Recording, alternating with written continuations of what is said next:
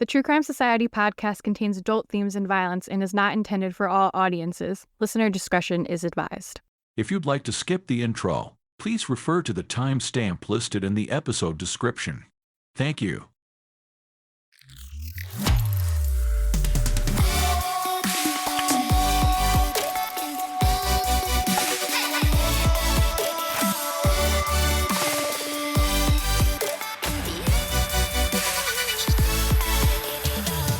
What's up, guys? Welcome back to another episode of the True Crime Society podcast with Stephanie and Olivia.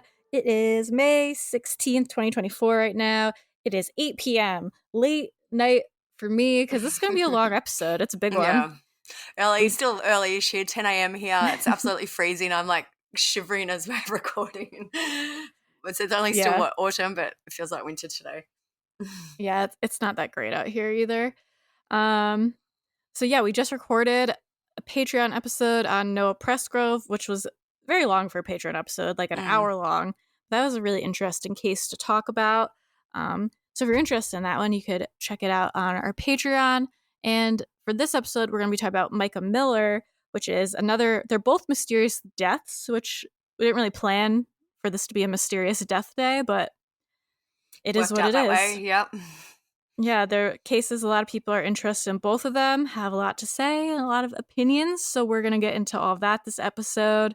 But first, Peep is here. She's in my lap. She's thriving. What's going on with you? Nothing, pretty quiet. Got a quiet weekend, which I'm looking forward to. We had a message today. I didn't tell you about this either, but there was a message on Instagram from someone who said they've just started listening to the podcast and they were currently at 2022 and they're like, I really want to hear more about Elmo. And I was like, oh, good old days. But you're like, well, he's dead, probably. Probably. But yeah, no, it's funny. He's thriving. It just reminded me of it when you were talking about Peep. So yeah, that was a nice message to get today. We really appreciate everyone listening. Everyone's signing up for Patreon, but yeah, not much is happening with me. Quiet, which I'm glad for. I'm excited for a sleep in this weekend. I know, you've been so busy. Oh, I know. Winter sport is kicking off hopefully this weekend too, because the last 2 weekends have been really rainy, so the kids weren't able to play sport. So hopefully they'll get a game in this weekend. So that's an exciting thing. But yeah, quiet, and I'm looking forward to it. What's happening with you? Currently, I have the Rangers playoff game in the background on mute. They're down by 1 right now. I'm not a huge hockey fan. I mean, like Mike is a big Rangers fan, so I watch by default. But in the playoffs, it's been so crazy and stressful that now I'm like a little invested. So maybe I am a hockey fan now, but gotta show my support. So let's go Rangers. Hopefully they win. But right now they're down by 1. What's up with me? Not much. Kitchen, finally making some progress. Hopefully by the time this comes out, maybe it'll be like almost done. You might be able to cook in Say there a prayer. I really hope so, because like now it's to the point where I used to have like my little microwave and my toaster set up in there, but now that it's all been demoed and they're putting stuff in now, like I don't have my microwave plugged in there. It's currently on the floor of my living room, and I'm too fucking lazy to like be like, let me take my microwave and plug it in on the floor somewhere in my living room. So we're just like not eating. I'm just having a protein shake, and I've been eating some chocolate chip cookies. Great excuse to just have a girl dinner. And your IQ bars, don't forget them. Ooh, yeah. Actually, yeah, I should go dig out more of them. I had some out, but I definitely have a few more in that box over there. I'll have to get them. But yeah, so progress being made on that finally. That's really it with me. I really don't have a lot going on. Peep is currently licking my hand right now. It's this is not really. It's kind of along the animal lines, but next week, so both of my dogs, they're born 1 year apart, but it's their birthday next week. They were born on the same day, 1 year apart. Are you having a party? No, well, I said I keep talking to Donnie. I'm like, maybe I'll make you a carrot cake. I know it sounds like that would be a cake that's good for dogs. I'll have to find a recipe for a dog cake. And then my kids are always like, why don't you say something to Daisy? I'm like, Daisy doesn't care. Daisy's like a serial killer. Brat. She's the Peep. I always joke. She's like Eileen Werner. She's like, if she could kill everyone, she would. She just doesn't care. She does her own thing, whereas Donnie just wants to be like on you and as close to as possible So I'm like, keep saying, I'm like, it's not your birthday, Donnie. You're going to be 2 years old. Peep is like a mix of both your dogs because she always has to be in my lap and like with me, but she's also a diva who thinks she like runs the show and doesn't care what I have to say about it. It's pretty funny. The kids are like, Donnie's your favorite. I'm like, he's not, but he just wants to be with He's me. the Whereas nicest. Daisy's like, go away, leave me alone. Yeah. Friggin' pets. I told Peep that we're all disappointed in how quiet she's been. She's always here, but she just has less to say these days. Because she's usually sleeping, honestly. Maybe because we're recording like later. Like this is our late too tired time for New York. with all the time changes. Yeah. When we have daylight savings again, then it's earlier. And she's definitely more active earlier because at one point we had to basically record like as soon as I got home from work. And when I get home from work, that's when she's like the most crazy and excited because she's like, you're here. So I feel like that could be why too. You came back. So when we record earlier in the day, she's hyped. And now she's just exhausted from being hyped. She's also been a general nightmare with all the construction going on and in and out because I would prefer if they just like stayed hiding in the bedroom. And Peep used to be like that. But now she is suddenly so confident around strangers and she has to come out and sit on the couch with me the whole time and meow while they're doing the work. And I'm like, aren't you scared? Go away. Like, I don't want you getting in the way. I don't want you getting out. I don't want you breathing in the stuff they're sanding or whatever. But she insists on being right in the mix. But anyways, we don't want to chat too much because this episode is going to be long. It's already 8 p.m. and I want to start working on editing the Noah episode. High hopes. So I feel like I think we said it in Patreon too, I wasn't sure how this episode would turn out. Like sometimes I'm like, wow, there's so much information on this case. But I really thought there would be nothing. But my gosh, there is a lot of information online about this case for something that is essentially not a crime as such yet. It's very mysterious and there's a lot of possibly criminal things that might come out. But it's wild what is available online about this case. Yeah, I said also for a while I was hesitant to do an episode on this because I was like, I mean, I think it's pretty clear that she did commit suicide. So, like, what is there to talk about? But there's a lot. Her ex-husband is shady, sketchy, horrible, like just an all-around bad person. Yeah. Yeah. So there's a lot to talk about, and it's, like, shocking. So if you think, unless you've, like, researched this story, you don't know the half of it because me just reading, at first I was just reading like the headlines and I'd read like the posts here and there about it that just was like, oh, she probably committed suicide. But then when you really get into it, it's actually crazy what this guy has gotten away with. Absolutely. So like I said, it's going to be a long one, so let's get into it. Discover why Stephen King is raving about the blockbuster new thriller from New York Times bestselling author Emiko Jean. He says, The Return of Ellie Black is a page-turning suspense novel, a shrewd character study, and a captivating mystery, all at the same time.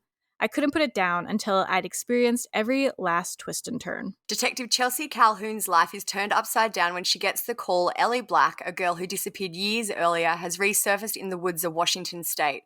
But Ellie's reappearance forces Chelsea to ask questions with deadly answers. Read The Return of Ellie Black by Emiko Jean, available wherever books are sold. The apparent suicide of Mica Miller. She died on April 27th in South Carolina, and a lot of people have questioned if her husband, pastor John Paul Miller, may be involved in her death.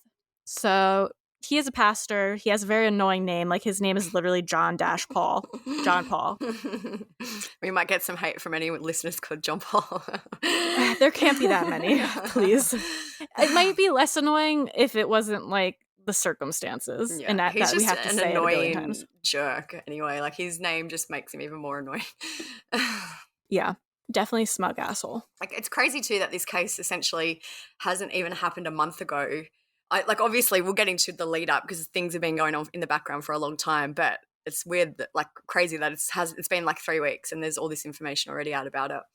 Yeah. This morning, an unexpected twist in the death of a South Carolina pastor's wife. The sheriff announcing the FBI and U.S. attorney are helping in the Mica Miller investigation. The 30-year-old calling 911 moments before she was found dead at a state park in North Carolina on April 27th, about an hour north of where she lived in Myrtle Beach. Her death had been ruled a suicide. There's got to be some accountability here. Mica's death coming just days after she told a police officer she was scared for her life, finding a GPS tracker on her car and a razor blade in her tire. She and her husband, John Paul Miller, were in the process of separating. He was a pastor at a local church. He has since been released from his duties, but previously spoke at a memorial service about his wife. Been down with the body about 4 times this week, and each time it still didn't hit me. I thought she was going to wake up, I even tried to raise her from the dead. And now, new images released from authorities show Mica the day of her death, leaving her house, buying a gun, stopping at a gas station near the park, and then making that 911 call. So there's tons of different sources for this episode. There's different online sleuths that have been posting about it. So all of the sources and everything are going to be linked on our blog. So as we go through, we'll credit where things came from as much as we can. But if you want to read more or look up some things more, it'll all be on our blog at truecrimesocietyblog.com, all the links and all that. I did the blog for this yesterday and I was quite proud of myself. Sometimes I do the blog and it's just basic. This is a good blog. There's social media links. There's tons on there. You were productive last night. I know. I was like, I'm going to just do this blog because I was on a roll with these notes. I'm going to do the blog right now. So there is a lot of information on the blog. I absolutely recommend going to have a look if you want to do more of a deep dive into this case. I literally went to bed thinking we were doing one episode, and then I woke up and we're doing this episode. Yeah. And Olivia just banged out 30 pages of research overnight. Yeah. Because there are a lot of people who are invested in this case. So a lot of people have paid very close attention, which was very helpful for us. So yeah, definitely look at the blog. All the sources are on there. And yeah, you could spend hours and hours and hours looking at the stuff in this case. Yeah. And every time I go to look, I find more stuff. Yeah. So, all right. So we're going to start with background into the people involved. Like I said, John Paul, that is her husband, ex-husband. They were in the middle of getting Estranged divorced. husband, yeah. Yeah. So he has a documented criminal history. In February 2005, he was charged with domestic assault and battery and bodily harm. And in April 2013, John Paul was found guilty of aggravated assault with a deadly weapon and knowingly causing property damage in excess of $300. So Mica, before she was married to John Paul, was married to someone else, and we think that she got married to her first husband in 2012. I think, and his name was Jeremy Dees, which we'll speak about him too. But yeah, that she was married before John Paul. And he was apparently John Paul's good friend. Yeah. And John Paul officiated their marriage. So it's a lot already. Yeah. In 2015, Mica and John Paul started having an affair. John Paul was also married when this was going on, so it was an affair from both ends. John Paul and his first wife had 5 children together by this time, and both spouses, so Mica's spouse and John Paul's spouse, filed for divorce when they found out about the affair. So in a 2017 affidavit, Allison, who was John Paul's first wife, she accused him of engaging in sex acts with minors younger than 16 and having an addiction to prostitutes. She also alleged that he was caught in an affair with Mica in 2015 while she was working as their babysitter and married to his then best friend, Jeremy Dees. So it's also mentioned, I can't remember if this is in the notes or not, I'm assuming it is. It's also mentioned Mica's family's now saying that John Paul basically groomed her from when she was 16 years old, 15 years old. That was the first time they met. And I guess he kind of kept her around babysitting and things like that. Yeah, she was a member of the church or the same church, so they knew each other. It seems like he always kind of had her on his radar and kind of sucked her in because she 14 years. He's 44 currently and she was 30 when she passed away. So he was quite a bit older than a pretty big age gap. Yeah. Especially meeting when she was 16. Young. So yeah, she would have been 16. He would have been 30-ish. Yeah, a big gap. So Allison wrote in the affidavit, she wrote, "Our marriage and my husband's career were less than stable at the time because at the time my husband's affair was discovered, he had previously admitted to both me and our congregation that he had an addiction to prostitution." She also said He also confessed to me and other staff members of the church that he had sexual encounters with young females from the church who were under the age of 16. When the defendant's affair was discovered, the church leaders demanded that the defendant seek counseling for sexual addiction. And this is still Allison from the affidavit. When he refused, the majority of our church left the congregation. Our separation was a result of my discovering that the defendant was having an affair with the praise and worship leader in our church, who was also the weekly babysitter of our 4 children and the wife of his best friend. So that's Mica. Yeah. His marital misconduct not only destroyed my marriage, but also caused me to lose my church family and income, along with severely damaging the relationship between the defendant and our children. She went on to say, I agreed to work with the defendant to reach an agreement on resolving the issues of our marriage and not seek an adultery divorce as an attempt to prevent him from further damage to his career as a church pastor. So a friend of Mica and Jeremy spoke to the media. The friend said he had a way of taking over someone else's mind. Mica and Jeremy would spend a lot of time at the Millers' home with Allie and JP. Sometimes John Paul is referred to JP in quotes, but it's John Paul, rehearsing music for the church. It seemed kind of suspicious that they would always be hanging out, always together. He always had them around. It was like JP did it underhandedly to subliminally get into her mind. Once everyone found out he lied to our faces, we confronted him, and he sat there and denied it to our faces, that he was just friends with Mica, and that was it. The source also said the majority of the church left the congregation after that, and we were shocked when we saw that him and Mica got engaged. They got married and destroyed a lot of people's lives. This is still the source talking. Yeah, Said, the next few paragraphs are all the source. Sorry, just to clarify. So this is still all coming from the source. He had her wrapped around his little finger. She would jump even when she was married to Jeremy. He did it in such a sneaky way, and she was just a sweet person. He's a very good talker and good at getting people to do things for him. But I saw red flags. Jeremy and Mica had just bought a house, and it tore the whole thing apart. At first, Jeremy carried on going to church because he just loves God and wanted to support the cause, but eventually he did stop going. With Allie, it was like she disappeared. They were both so devastated. He was very, very controlling and vicious. So Allie is Allison that they're referring to. So Allison and John Paul initially signed a final divorce agreement, which ruled that John Paul would pay $1,200 in child support and $1,100 in alimony. John Paul told Allison that she and the children would have the means to live in the marital home until the youngest of their children turned 18. He only made one payment before saying that he could no longer afford the court-ordered amount. He said he'd fallen out of a tree and broken his legs while trying for reconciliation with Allison. So I don't know what that has to do with it, but okay. It's so weird. He ended up appearing in court in a wheelchair after that. The couple made an agreement to temporarily drop the child support payments to $900 a month, with John Paul arguing he shouldn't have to pay alimony because of an error on the divorce paperwork. After a 5-month legal battle launched in November 2016, John Paul eventually paid $3,300 in alimony in 2017. However, his ex-wife accused him of manipulating his income from the church, claiming, "It is hard to understand how he is suddenly making less now when every aspect of the ministry has improved." Which is also interesting because now, while all of this is going on, current day, the church is building like a new multi-million-dollar church as well. Allison also accused him of buying a boat, motorcycle, and golf cart, adding, "I do not understand how he can have these things but not afford to pay alimony." She said she had to borrow $15,000 from her father because her ex-husband had been failing to pay the agreed-to amounts.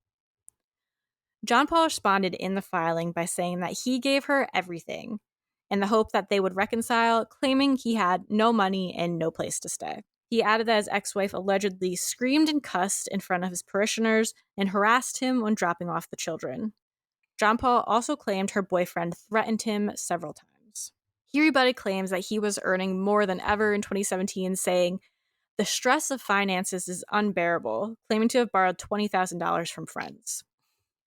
That same year, John Paul wrote a letter to the church asking for forgiveness.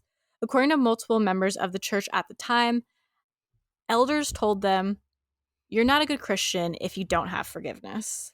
I just feel like this just gives you an idea of how messy this guy is. He's a jerk. Yeah. He's a messy jerk. I was going to say, I have this, it might like seem irrelevant right now, like where you're like, why are you telling us so much about his previous marriage and divorce? But honestly, a lot of this episode has to do with John Paul being a manipulative, scumbag, insane person. It just gives you more of an idea about the type of person he is and his character. Like imagine just abandoning your four or five children, however many children they had, and not wanting to pay any money for them. Like, he's not a nice guy. After having an affair and apparently hooking up with underage girls. Because if you're not familiar with the story, what this kind of comes down to currently in the end is some people believe that he possibly murdered Mica, which personally I don't think it was something like that. But she did commit suicide, and I do think he is like heavily to blame for her committing suicide with the way that he was just like abusing her and what he was putting her through at that time in her life. And also the parts that we've just spoken about the money, I feel like may end up being... It seems like there's some money stuff pertinent because, just as a bit of a spoiler, the FBI are now involved, which seems interesting for a suicide. So I wonder what else they are investigating. Anyway, we can talk about that as we get on with it. But just if you're wondering why we're giving you all this background... Why this is relevant. Yeah, it may be relevant. Spring has sprung and summer's just around the corner. Packing your bag with sunscreen, your emotional support water bottle, and that steamy beach read. But wait, this year there's a new kind of essential that's right at your fingertips.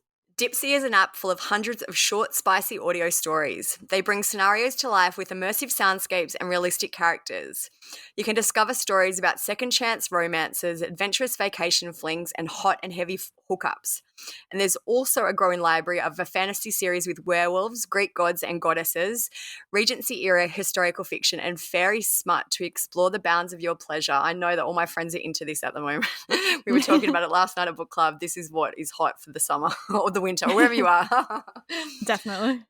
So Dipsea offers a modern approach to romance through high quality and captivating audio fiction. For listeners of the show, Dipsea is offering an extended 30-day free trial when you go to dipseastories.com/TCS. That's 30 days of full access for free when you go to Dipsea, DIPSEA, stories.com/TCS. dipseastories.com/TCS. Now we're back to Mica and John Paul. They got married in 2017 and they never had any children together. In 2021, it's believed that John Paul then began having an affair with a woman named Susie Skinner. Susie was married to, this also makes me think Murdoch's with all this random. Yeah. Susie was married to Chris Skinner at the time, and they were both members of John Paul's church. Chris was confined to a wheelchair following an accident that happened 20 years prior to 2021. And on September 6th, 2021, Chris died after falling from his wheelchair into a community pool. This is a post from an online sleuth named Robbie Harvey. If you go to his Twitter, he posts tons about this case. He's done tons of research, finds tons of things. So he's a good source if you want to look him up on Twitter. He's got a great timeline, which we'll reference a few times in this episode, but I've posted his Twitter timeline on our blog. So I'm assuming it's a he has done a lot of research into this case. Yeah, and like every time I look at his page, there's new stuff. Yeah. So, Harvey said, so this is his post, there's something disturbing about the pastor and Susie Skinner. Susie Skinner's ex-husband, Chris Skinner, died of drowning. Chris had a tragic accident about 20 years ago that left him confined to a wheelchair, but he has adapted and gone on to live a beautiful life. According to Susie, he often liked to go to the communal swimming pool alone. On Labor Day 2021, Chris did just that, but apparently something went wrong. According to reports, Chris got too close to the pool in his wheelchair and fell in with no one nearby to save him. So I think like the unsaid thing there is like he's been in a wheelchair going to the pool for 20 years. He knows what he's doing. And then like I have so many questions. I don't want to go off on a tangent, but I have so many questions. So I'm assuming the pool maybe had one of the chairs that disabled people could use to get in. But even if he did fall in the wheelchair, if he could swim, I don't know. Maybe I don't know. I have just all these questions. Like I won't go into them, but I have a lot of questions. Yeah.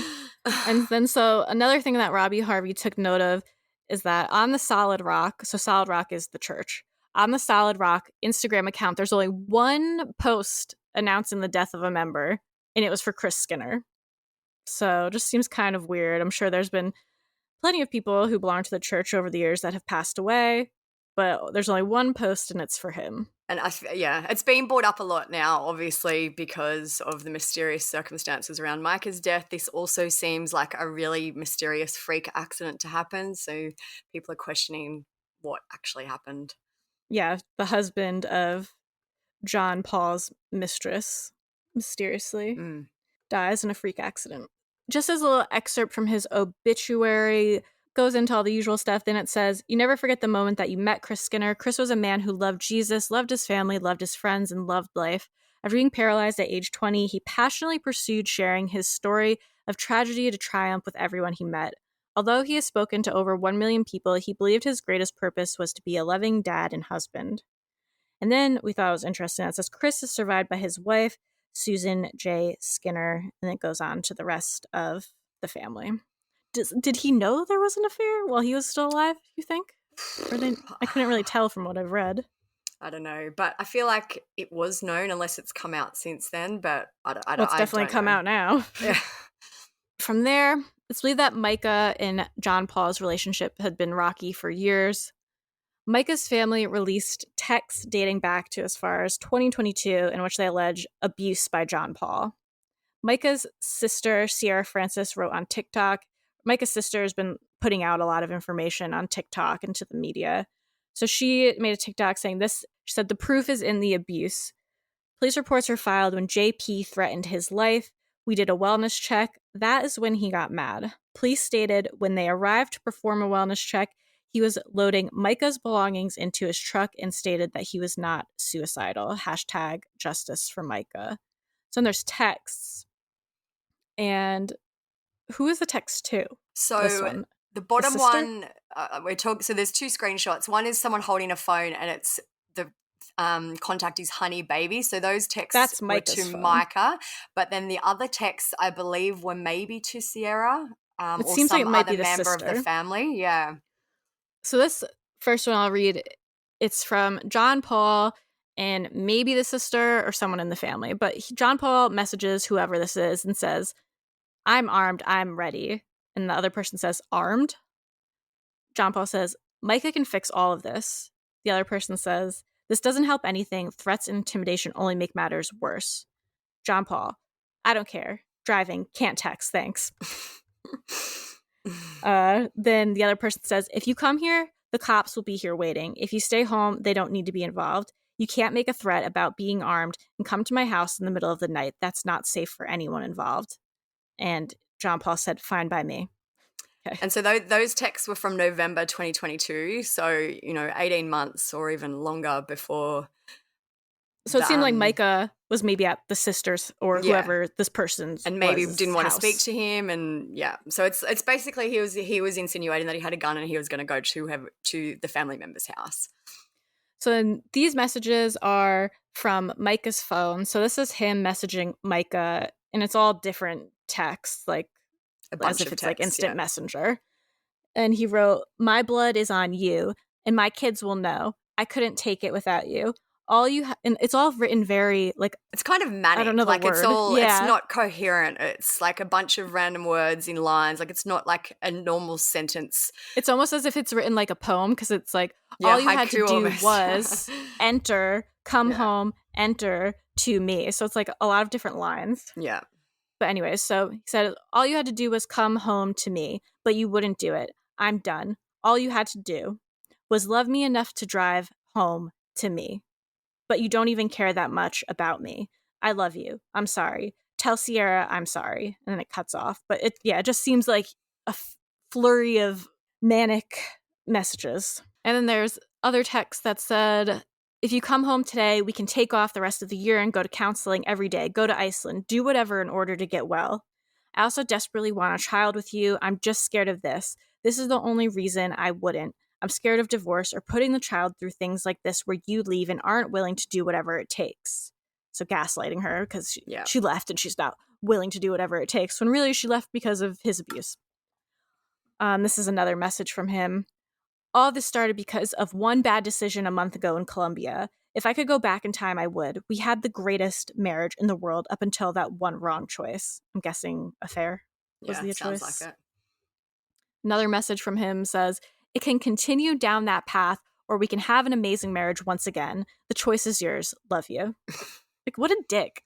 Like, you're abusive. You clearly were having an affair, and now you're, like, making it seem like it's her problem, and she's the one being uncooperative and ending things. And you're like, please, our marriage can be amazing again. It's like, no, you're the one who fucked up and continues to fuck up and is an asshole. So this brings us to October 2023.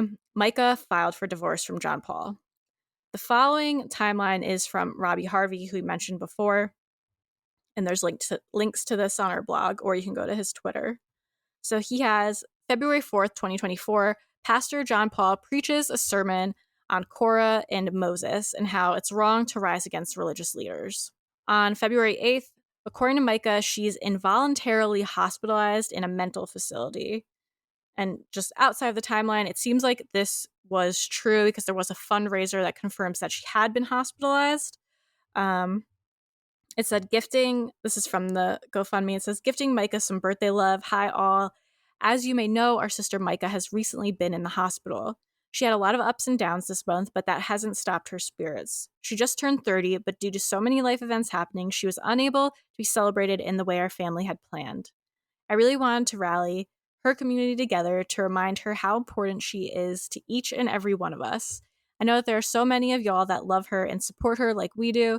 If you want to send her some birthday love, our whole family would be so grateful. All gifts are anonymous. The fundraiser raised $165. So I wasn't going to say it because I felt like I felt bad. Yeah, I know. I when I was reading it, like when I saw that there was a fundraiser, I was interested to see, but it didn't raise very much. So back to the timeline, February 8th, according to affidavits from Mica's family, John Paul takes this opportunity to go through Mica's electronic devices and delete evidence. On the 10th of February, Mica accuses John Paul of stealing her car while admitted in the hospital. So from here, Mica's divorce filing was withdrawn on February 12th, 2024, but later that same month, on February 23rd, her husband filed against her for separate support and maintenance. I don't know. It's weird because they don't have any children, so I don't know why he's filing for support, but I don't know. It's back and forth for spousal support, it seems. Also on February 23rd, John Paul left his number for a waitress that he had met. There's an explicit adult conversation that happens between the two of them, and John Paul asked the woman for sexual photos. So I just can't. Yeah. Robbie Harvey also summarized some of the sermons given by John Paul during this time. And I mean, he just has that typical, He's just like scumbag, scammer, pastor. I say that with quotes because I know, like, not all pastors are scumbags, but the ones that are scumbags, like, he just fits the bill perfectly for those, like, wannabe cult leaders that just love themselves and love everybody listening to them. I'll put in clips, like, here and there of him talking about things sometimes. So you'll see this. Let me modernize it for us. If I can preach a really great sermon, but I don't love people, it does me no good.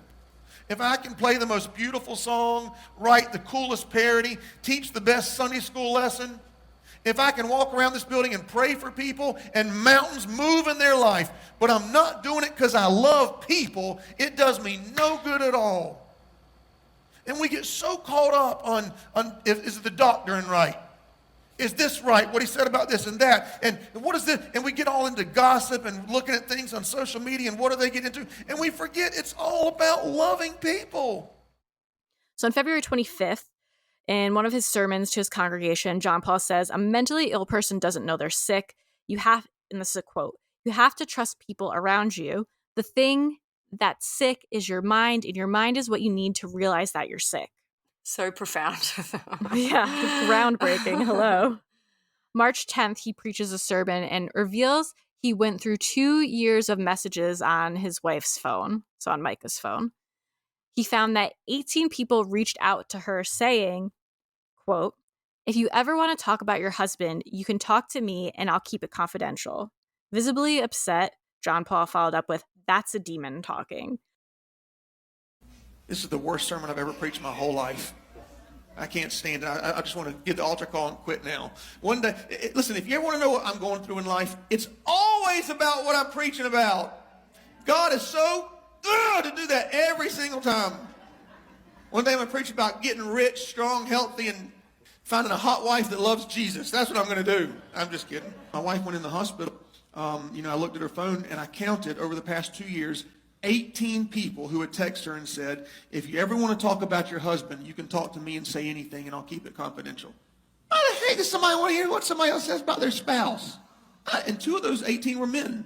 I thought, what? And I was thinking when I read that, I thought, Mark Cassidy, he's one of our elders here, and Jackie, she oversees our New Testament discipleship. Could you see Mark calling another woman and saying, you know what, I just want to tell you some things about my wife I don't like?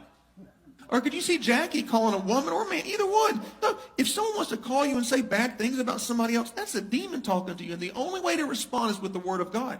Because see, demons love words that line up with what they want. They cannot stand the word of God. So if anyone calls you and says, listen, I need to tell you about what my husband's doing, my wife, you say, listen, here's what the Bible says you need to do with that, because that's a demon. So there you go. Okay, I feel much better already.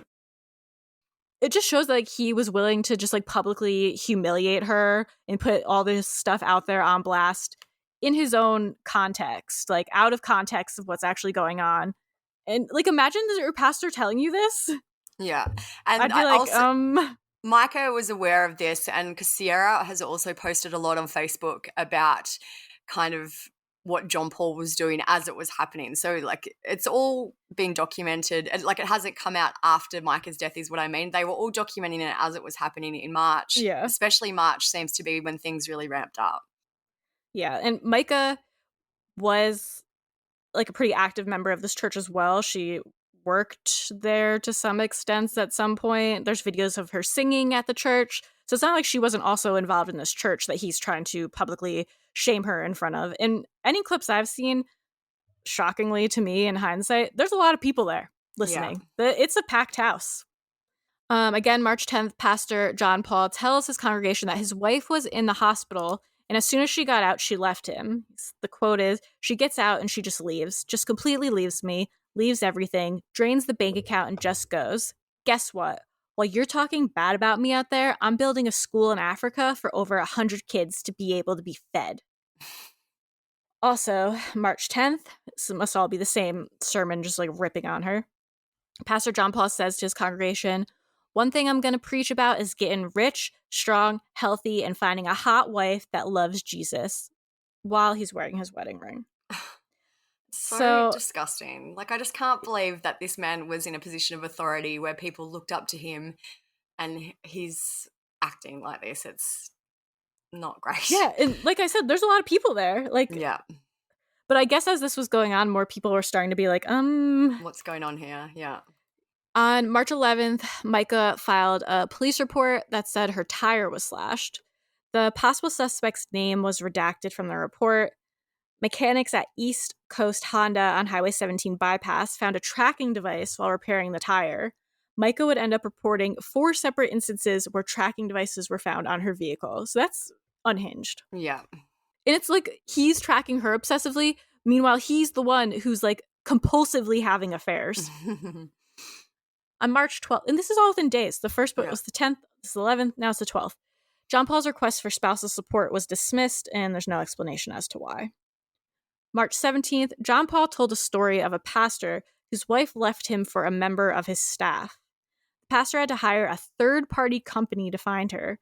Once he found her, divorce papers were drawn up.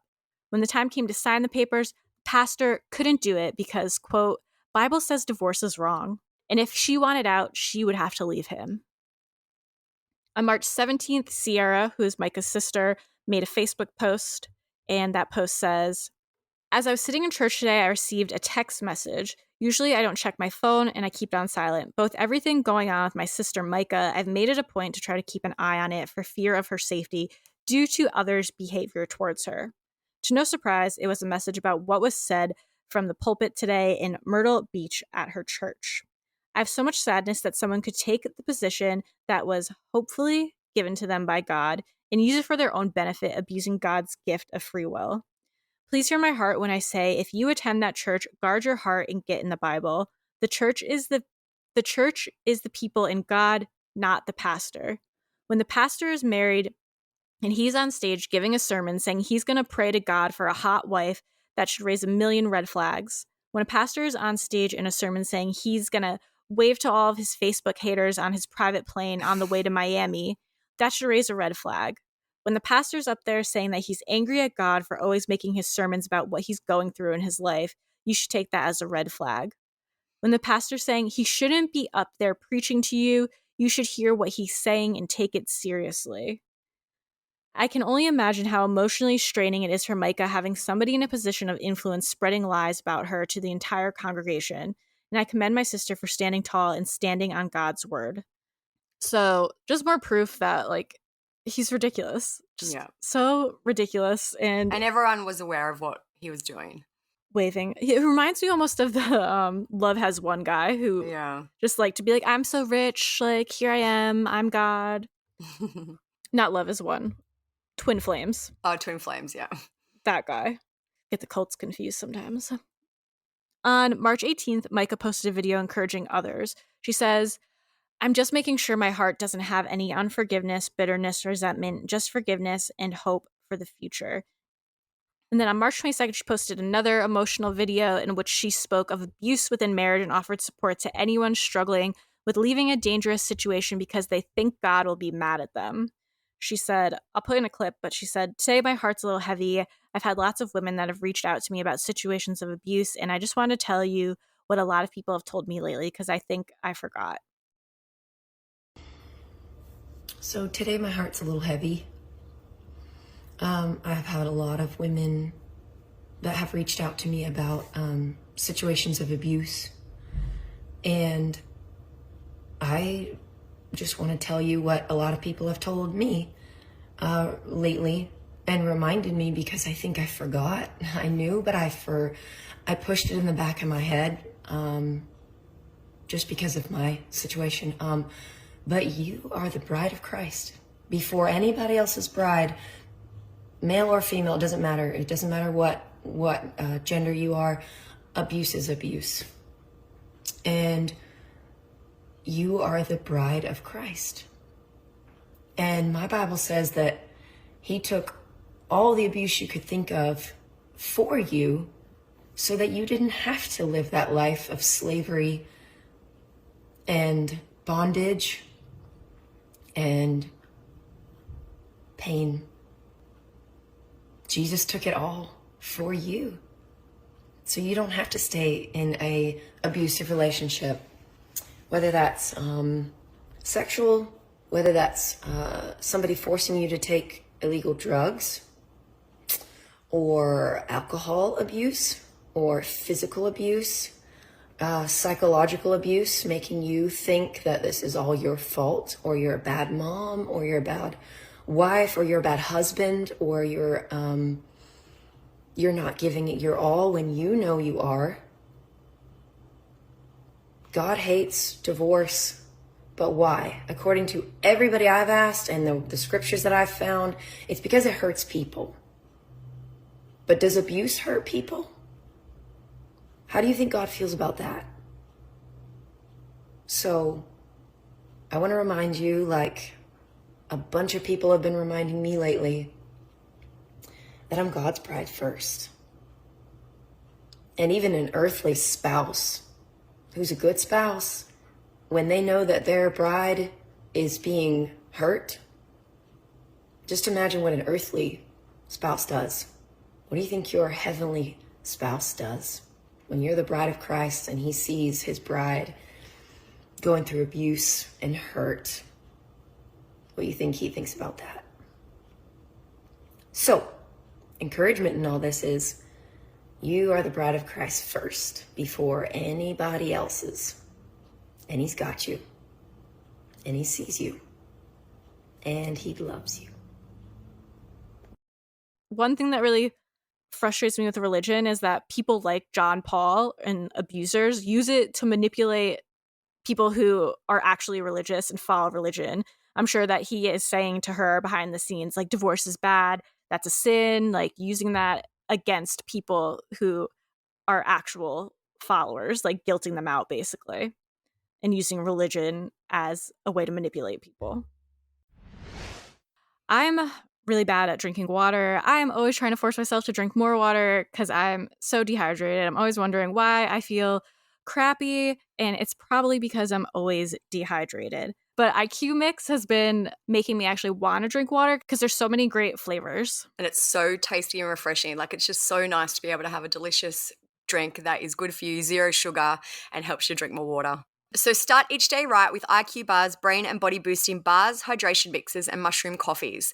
The ultimate sampler pack includes all three.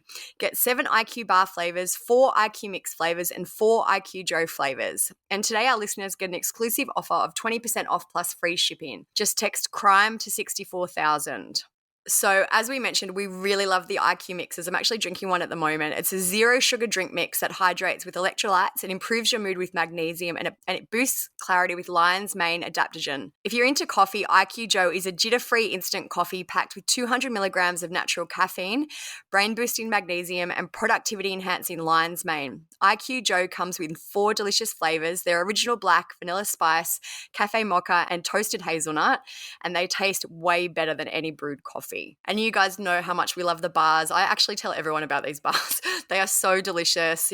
Like, sometimes I let them go a little bit melty. It's kind of like having a brownie, especially with the chocolate sea salt. They are delicious. Refill smarter with IQ Bar's Ultimate Sampler Pack. That's 7 IQ Bars, 4 IQ Mix Sticks, and 4 IQ Joe Sticks. And now our special podcast listeners get 20% off all IQ Bar products, plus get free shipping. To get your 20% off, just text CRIME to 64,000.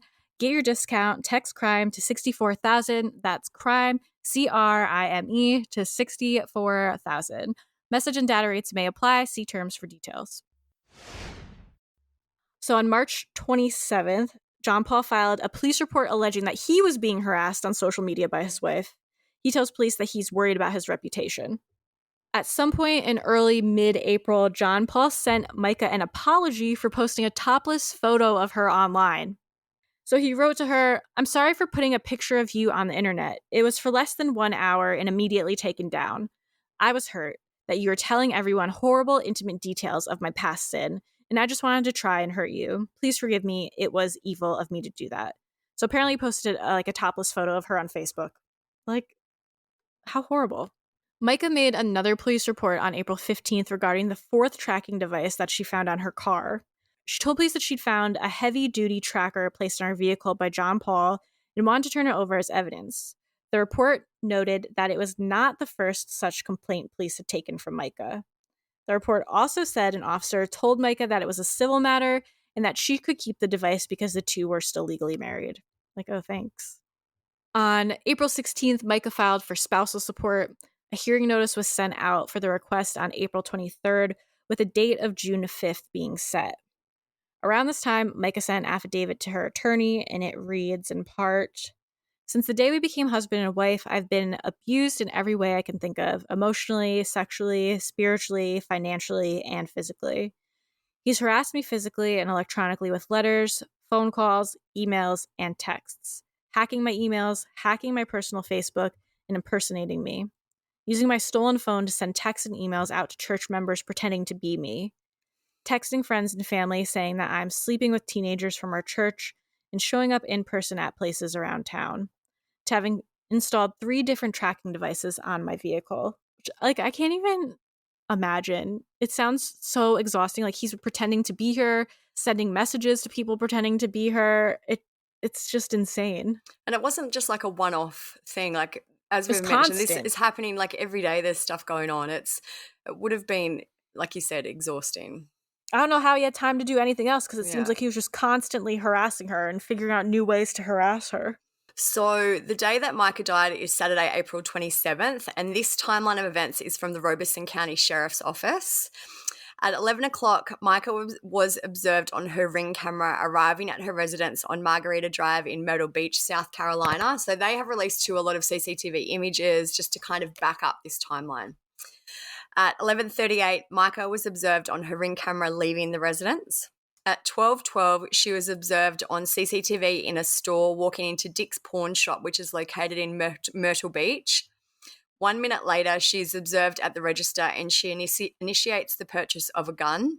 At 12:34, so it took like 20 minutes, she left the pawn shop after purchasing the gun and ammunition, which I know that this has raised a lot of questions too about how you can walk into a store and buy a gun and be done in 20 minutes and leaving, like, about waiting periods for gun purchases and things like that. Because it is interesting that she literally made the decision, could walk in and get a gun in 20 minutes and be gone.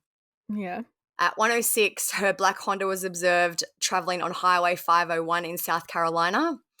At 1:27, her Honda was at a grocery store. She left the grocery store at 1:35 after purchasing a drink and gas. And this is part of the reason too why people were questioning if this was a suicide. Like, why would you get gas for your car and why would you buy a drink if you were just going to go and kill yourself in the next... I've literally said that about Yeah. Alan White, who we don't know really what happened to him, but it was heavily speculated he committed suicide. Yeah. And he got gas before going to the destination to kill himself. And I'm like, why would he get gas? So at 2:54, Mica called 911 from the Lumber River State Park. So the Lumber River State Park is 32 miles or around 41 minutes from the grocery store. So do you think we'll play the 911 call? Yeah, I saved it. Yeah, Wait, so we'll would play it be here? Yeah, put it in. We'll put the 911 call in here. Basically, Mica calls and asks the dispatcher if they can trace her location, and the dispatcher kind of tries. And anyway, she then tells the dispatcher that she's going to take her own life and she wants her family to be able to find the body. If you're worried about hearing the 911 call, it's really not emotional or sad or anything like that. So it shouldn't be overly upsetting for you to hear, but if you feel like it will be, obviously, like, fast forward a couple minutes. There's a lot of silences in between them talking, so I'll cut those out just to condense it. But she's very calm. There's not a lot of details. It's pretty straightforward. Robeson County 911, what's the address of your emergency? Hi, are you able to trace the location of my phone? Let me see. You don't know where you're at? A national park. What's the phone number you're calling me from? Where's the park located at? In Fair Bluff. I have my location on, I think, on my phone. Find my phone is on. I just did my my location. Okay, I'm showing, hold on one second. I don't think you are in Robeson County. Are you at the Lumber River State Park? Yeah, that's where I am. Okay. Tell me what's happened.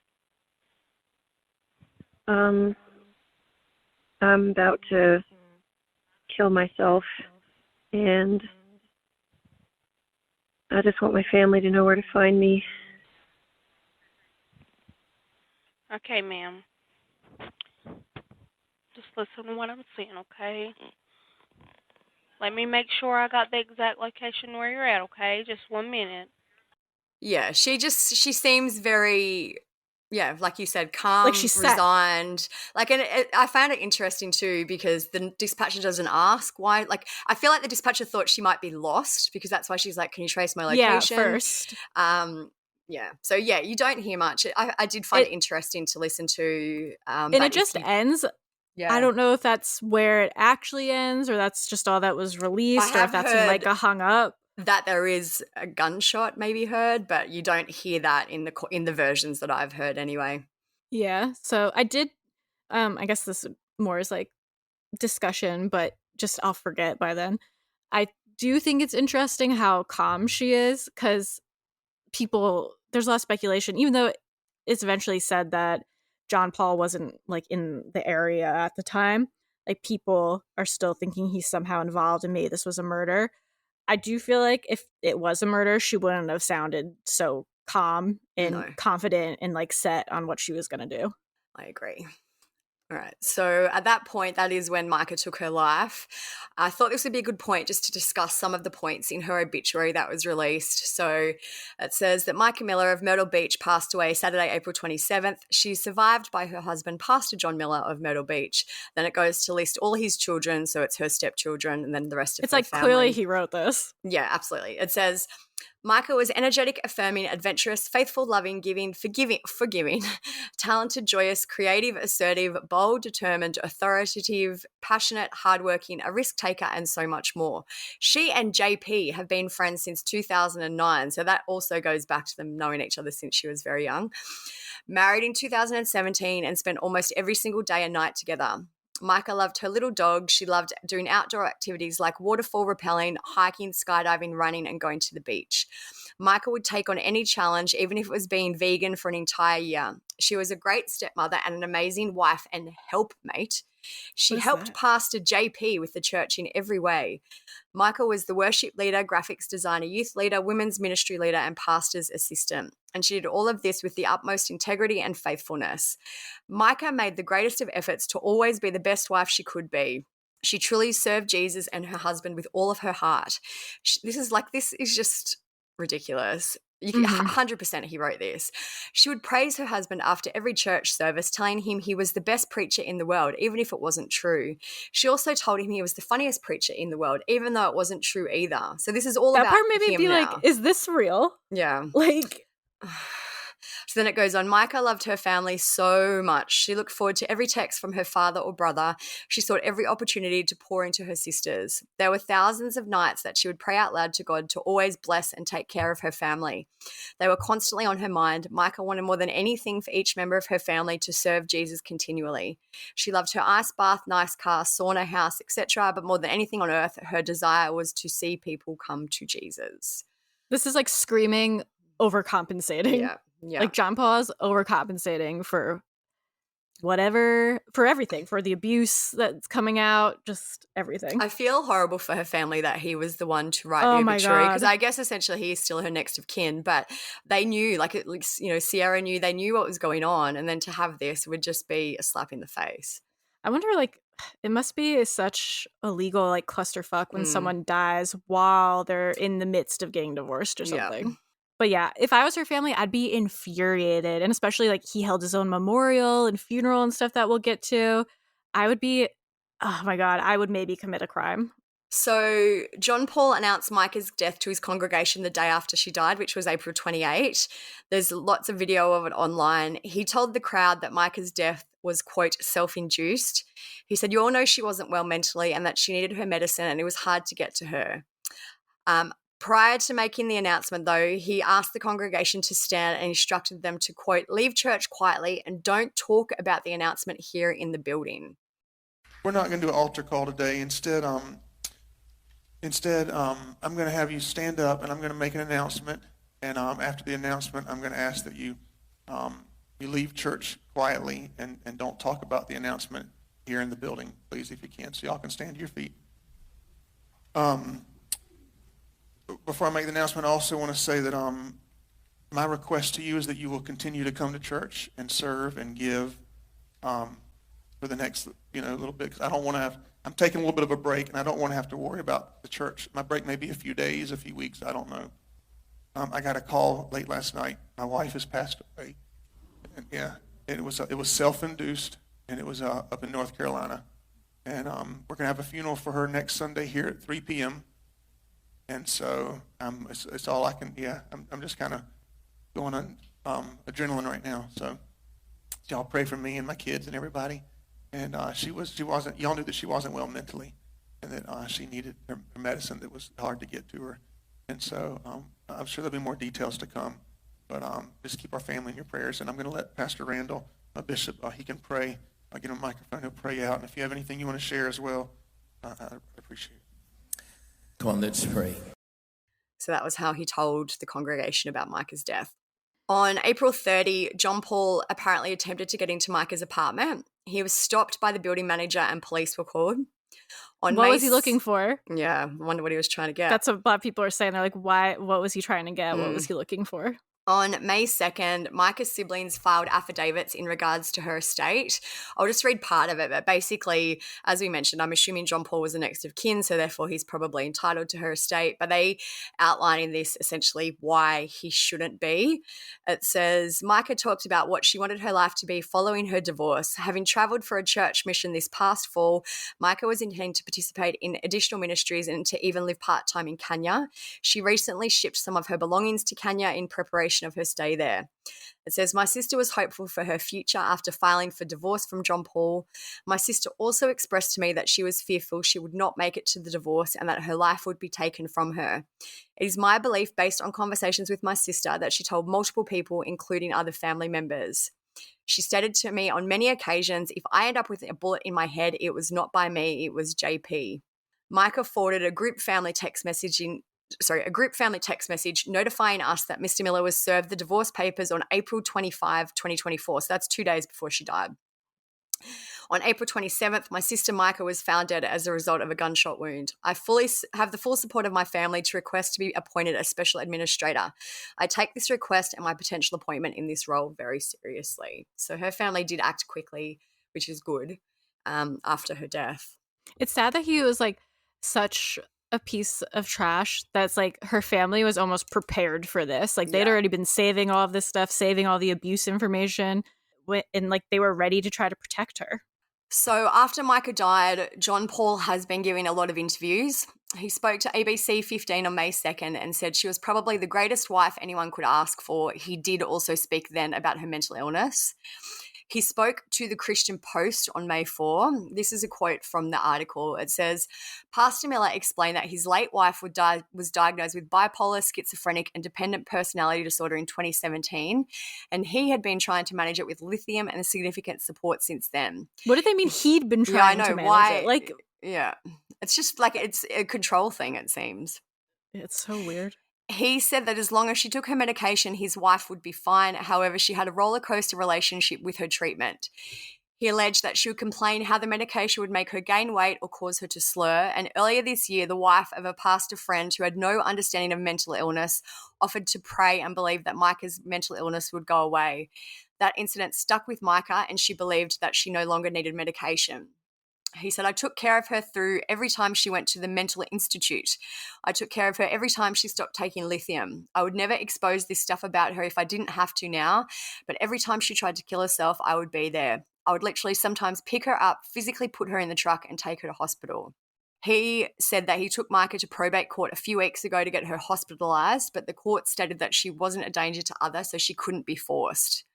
He said, nobody believed me when I told them that she was having a psychotic break. She would have never left. She would never have done what she did. They wouldn't believe me. I have 48 text messages that I sent out saying she needs her lithium. Somebody help me, please. And nobody believed me. It's so disgusting to me that he's putting out all of this information about her, trying to like humiliate her essentially, while also trying to make himself look like this amazing savior of a husband. Yeah. And just like, I couldn't imagine doing that to someone I claim to love. Me either. It's just wild that he's out there basically. And he has no airing reason to her really be saying this. Dirt. Like he could have just, if he did want to, he could say like, I really tried to help her. That would be enough. You don't need to. He's just a jerk. And he really had no reason to be saying this. Like, I don't know why he's like, I have to say this. Like, sure, at this point, why is he giving interviews anyway? Like, it's right. Like they're just average people. He's not a celebrity. Yeah, he thinks he is. Definitely. So despite him carrying on about how mentally unwell Mica was, there's never been any mention by John Paul of his own struggles. So a friend of his has come out and posted a video online indicating that he has also struggled with his mental health. The video shows John Paul experiencing what some say could be a drug-induced psychosis. He explains in the video that his medication was changed and he felt like ants were crawling all over him, even though there were no ants on him. In the video, he's laying on a lawn next to a truck with an open door and he's mumbling incoherently. Neighbours offer him water and try to comfort him. When he's asked if he wants his mother to come and help, he says, I don't want my mum because she's trying to get me on medication. This is what it does. I can't eat, I can't sleep, I can't do nothing. JP. You all right, man? You okay? Huh? You okay? What's the matter? Huh? What's the matter?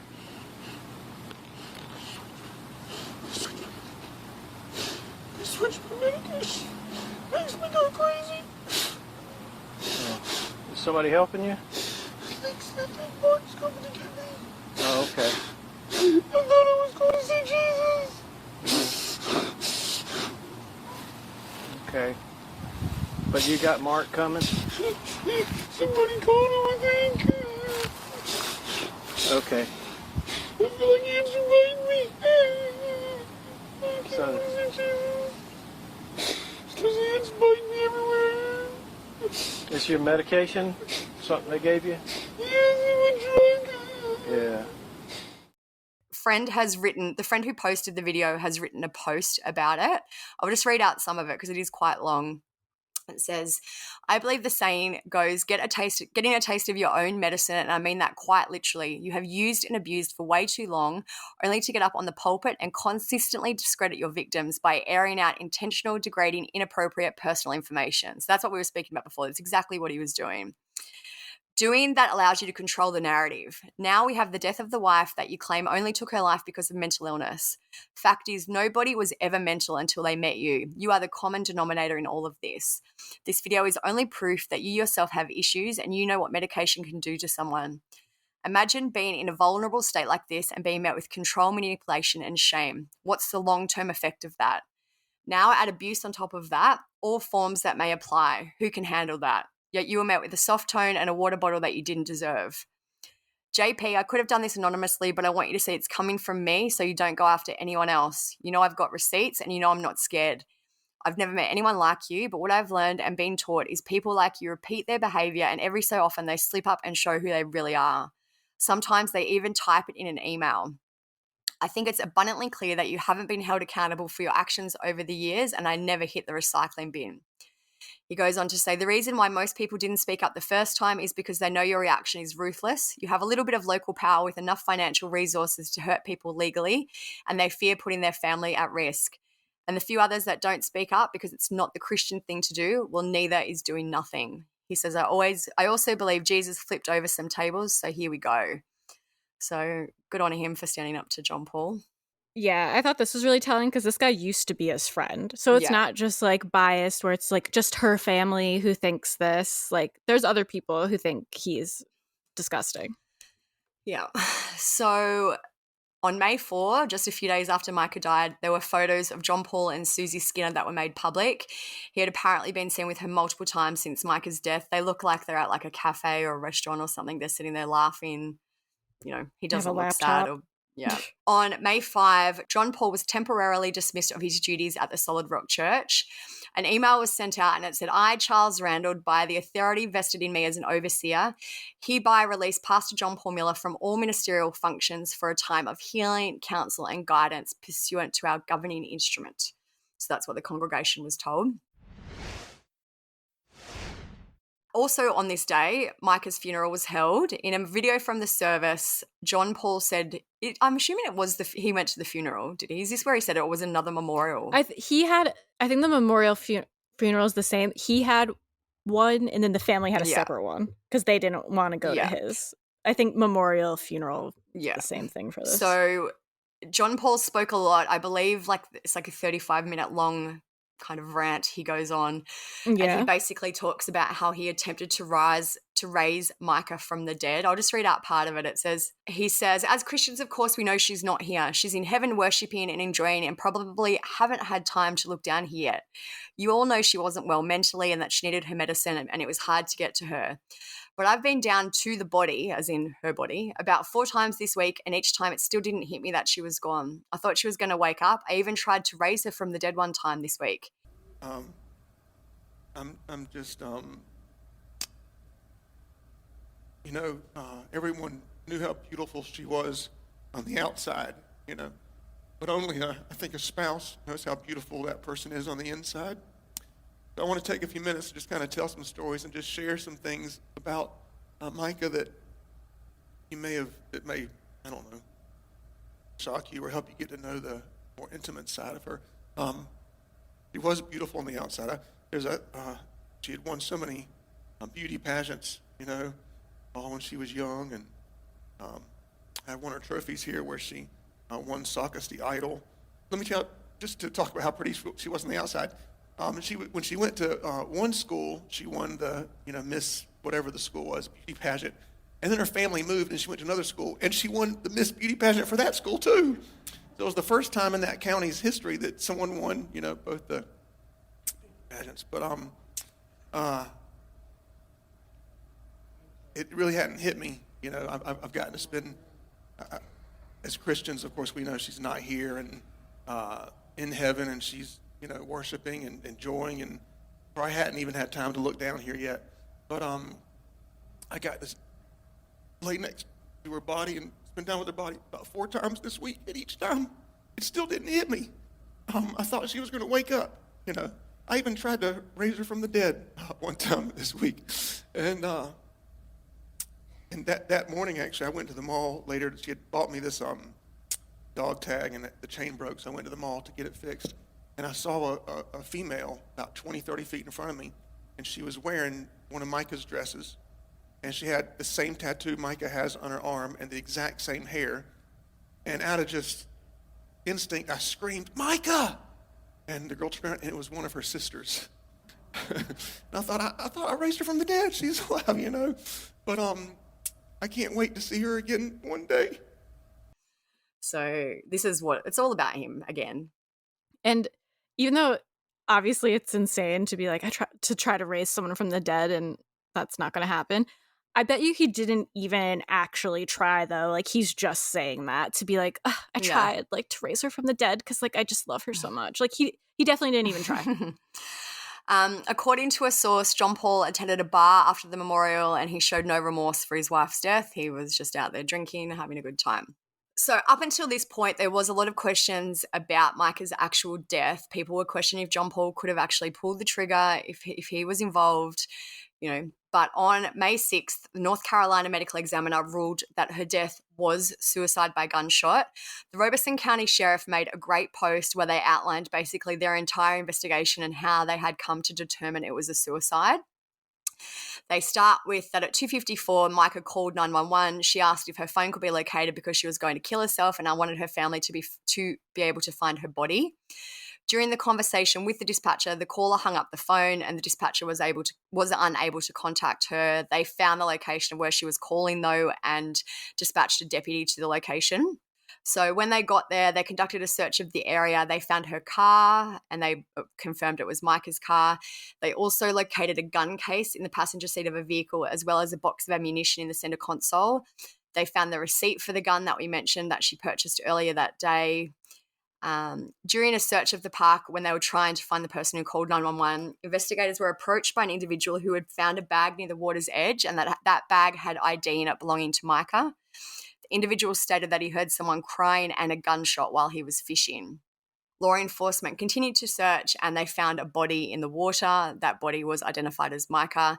They also found the 9mm handgun in the water. The serial number matched the one on the gun box that was found in her car. They found her phone and other personal belongings. They also found that she had conducted a Google search for national parks near me, and the Lumber River State Park location was provided. So then it goes into, in their investigation, they determined that Mica and John Paul were estranged and had been separated. They also looked into John Paul's whereabouts, and they say the whereabouts of Miller and a female that he's allegedly romantically involved with, they were able to confirm that both individuals were not in North Carolina on the night before and the day of Mica's death. So basically, he was with Susie Skinner somewhere else. He wasn't anywhere near where Mica was. They said that John Paul was at an athletic event in Charleston on the day of the death. His vehicle was observed traveling at 2:22 p.m. and that him and his companion were traveling to the event in Charleston. So basically, there was no way he could have been there at the time. They go on to say, too, on Tuesday, May 7th, Sheriff Bernice Wilkins, investigators and the medical examiner met with the parents and immediate families of Mica. John Paul was given the opportunity to attend a separate meeting, and Miller indicated through his attorney that he would not come to meet with them. So just an interesting, side note that he didn't want to meet with investigators about the death. this was the point when this information came out where I was like, I guess like maybe we shouldn't do an episode on it It's just a because like clearly suicide, she yeah. committed suicide. Like it's pretty clear that she committed suicide. So on May 10, John Paul's attorney released a statement. It's long, it's all on the blog if you want to read it all. I'll just read part of it though. It says, following the untimely death of Mica Miller, unfounded rumors and false accusations began circulating on social media and in various media outlets, suggesting Pastor Miller's involvement in her demise. This created a buzz, causing local and national media outlets to begin proliferating these falsehoods on a mammoth proportion. Our client refutes any report that suggests he ever abused his wife. Recent reports claim that Pastor Miller groomed his wife from the age of 10 years old, and that couldn't be farther from the truth. So on May 12th, so we're at May 16, so this is just now a few days ago. On May 12th, the Reverend Charles Randall clarified in his sermon at the Solid Rock Church regarding John Paul's position. He said, he has not been fired. I have released him from ministerial functions for a minute to get some healing, some counseling, some guidance. You can't go through these things like this and just step right back to the same day. So just two days ago, on May 14, it was announced that the FBI has joined the investigation into Mica's death and the circumstances surrounding it. Officer Kevin Wheeler said the Federal Bureau of Investigations confirmed it is helping Robeson County investigate Mica Miller's death. So a lot of people are like, well, why are they getting involved? We know that this is confirmed to be a suicide. We know John Paul was a jerk, but essentially Mica took her own life. But interestingly, Solid Rock has announced, the church, that they are moving forward with their multi-million-dollar building project.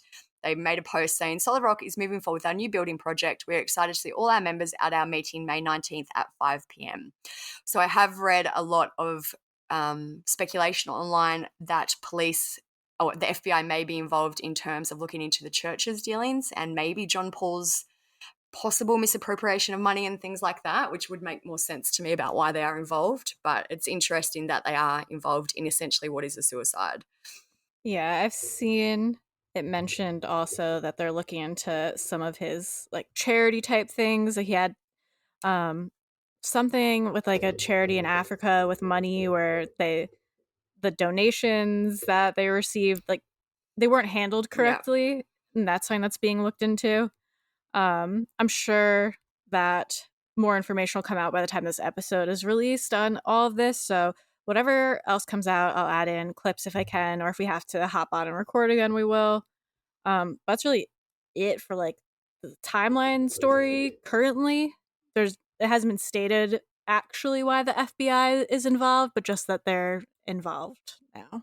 There are some interesting articles. Like, as I said, there's so much information about this case online. There are some articles that have just come out today where John Paul's father has actually spoken about Mica. I'm just getting it up. So he has come out and said that she was a very, very sick woman. So like father, like son, I guess. His name is Reginald Miller.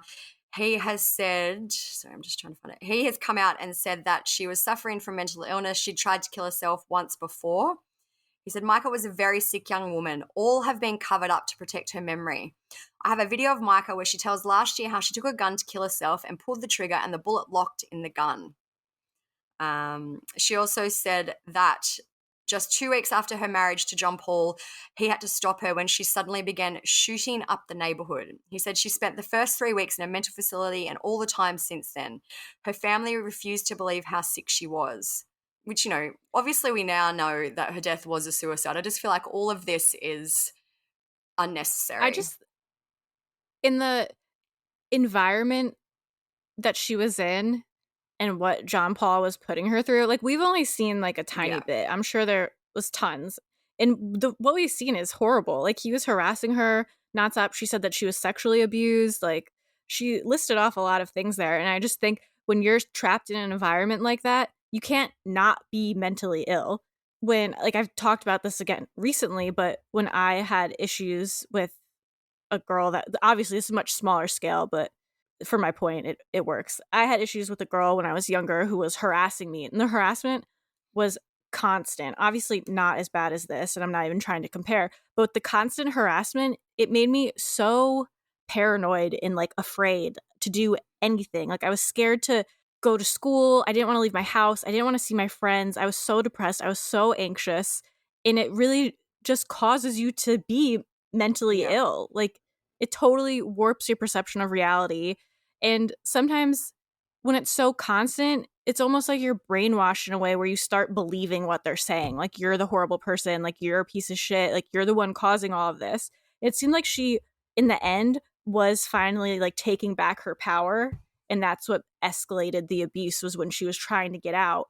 And that's why people who live in domestic violence situations say it's so hard to get out, because for the abuser it's like all about control, and when you're finally starting to break free, they like really double down. I was just reading a little bit more of this article about Reginald, who's John Paul's dad. It's quite funny because I think he must have emailed the Daily Mail, and the Daily Mail are like, the email had many grammatical errors. Imagine being called out by the Daily Mail. But this is some of the other stuff he said. So he talks about where she's buying the gun, because in the footage she kind of just seems smiling, like she doesn't look distraught. Normal. You know, she's just chatting. Just like how she was in the 911 call. He says, did you see the smile on her face buying the gun? Is that a distraught woman? Did you ever see any crying or upsetting her voice in her 911 call? No, because she was in one of her psychotic states. He also blamed her family. He said, if a family would have left her the last time her doctor put her in a mental facility for a minimum of 3 weeks and had not checked her out and convinced her she did need drugs, I believe she would be alive today, happy and singing in church. But if she was in a psychotic state, would she be acting like an average, normal-ass person buying a gun? Like, I think we've talked about this in other episodes that involve people who probably committed suicide, and the family's like, no, like, we don't believe it. They were happy. They were set. Like, when someone wants to kill themselves and kind of finally decides on it, they aren't, like, sobbing, hysterical messes. Like, some of them are happy because they know, like, it's almost over, or they feel good about their decision. Like, they know they're doing it. Not everyone who commits suicide in their last moments is like a sobbing, hysterical mess. Interestingly, too, just before we move on, Reginald, the father, was charged with labour fraud, visa fraud, and failure to pay minimum wage in 2014. He served 15 months in prison after overseas students said that classes they were taught were a sham, and that Reginald forced them to work at the college or his home for little or no pay, and that he threatened to have them deported. So, interesting. So the whole family is trash. Basically. Yeah, I absolutely hate people like John Paul Miller. Like, it really triggers this rage in me, people like him that hide behind religion to promote their abuse and their narcissism and say it's like by the word of God, and like you have all these followers that are listening to you. They just use it as a cover to what a horrible person they are. It makes me so irritated. Definitely. I don't know, final thoughts? I don't really know what else to say. Obviously there was a lot of emotional abuse, especially going on with Mica. It's horrible. And I actually believe that she was mentally ill as well. Like, there was obviously things going on, but just John Paul is just trash. And the way that he's handled the situation, the way he's handled himself, you know, he's just a trash human being, essentially. I don't think, like, I really don't think he had anything to do with Mica actually pulling the gun, except for the abuse leading up to it, if that makes sense. It just like makes you think, I feel like, in these situations, and I guess maybe this is the debate, he should be held accountable to some extent. I brought up on Patreon, and some people agreed that, like, if Michelle Carter could be held accountable for Conrad Roy's death because she texted him being like, go on, kill yourself, when he was saying that he was suicidal, why can't Pastor John Paul be held accountable for abusing her for years, which I would say led to her committing suicide? Like, why should people not be held accountable for that? Yeah. I guess the argument is it's like hard to prove, but this like seems like there's a good amount of proof. And I have no doubt that there's other texts and things that we haven't seen. You know, obviously he's not going to be out there showing texts where he was a jerk or he said abusive things to her. So I'll be interested to see. I am interested why the FBI is involved. I'm assuming we will find out more about that as time goes on. But yeah, a very sad outcome for Mica's family, especially when they were aware of what was going on. You know, by Sierra's post, they were basically posting in real time as this emotional abuse was happening. But a very sad loss for them. Yeah, it's just a really sad story. I hope as an absolute minimum that John Paul gets in trouble for some sort of financial fraud, something, anything, which will still be disappointing because I really feel like he does need to take some accountability for what he put Mica through. And at least as like the absolute barest minimum, this story is getting around online where a lot of people know that he is a piece of shit. And I've seen videos of protests being held outside of his church and like people screaming justice for Mica. Just keep doing that. Screw this guy. Make him miserable. I wonder what Susie is thinking about all this. Like, does she really? I He have no has to be an doubt. idiot. He's so manipulative anyway. Like, I have no doubt that he's feeding her some other whole story. But But at this point, with all that's come out, girl, get away. Yeah. Like, every red flag has been shown to you. I can't believe that she still, as of early May anyway, was still hanging around. Someone Wild. help her. Get her away from him. But that is it for this episode. Like I said, I'm sure more information is going to come out, so I'll add in whatever clips I can, and we'll add any updates if we have to. But my laptop is going to die soon, so we got to wrap this up. Good timing. It's been a long day. So that's it for this episode. Like we mentioned, all of our sources and everything, if you want to look into that more, they'll be on our blog at truecrimesocietyblog.com. On Instagram, we'll be posting updates about this case, so make sure you follow us there at True Crime Society. And if you want to check out our personal accounts, mine is StephSum_, Olivia's TCS Olivia, if you want to see what we're up to. Check us out on Patreon. Like we said, we just did an episode on Noah Pressgrove, which is a really interesting case as well. We do weekly bonus episodes. We do all the episodes without ads. So if you're sick of ads, check us out there. We have some nice group chats going on as well. And then all the usual stuff. Leave us some nice reviews, nice comments, 5-star ratings, and share the podcast with a friend. Share it to your Instagram story. Share it with anyone because it is big, big, big, big, big help to us when you share it, because there's billions and billions and billions of true crime podcasts. Like, the best way for people to find us is through recommendations from other people. So please do that. We love it. That's it. Thank you guys for listening. Stay safe. Peace out. See ya.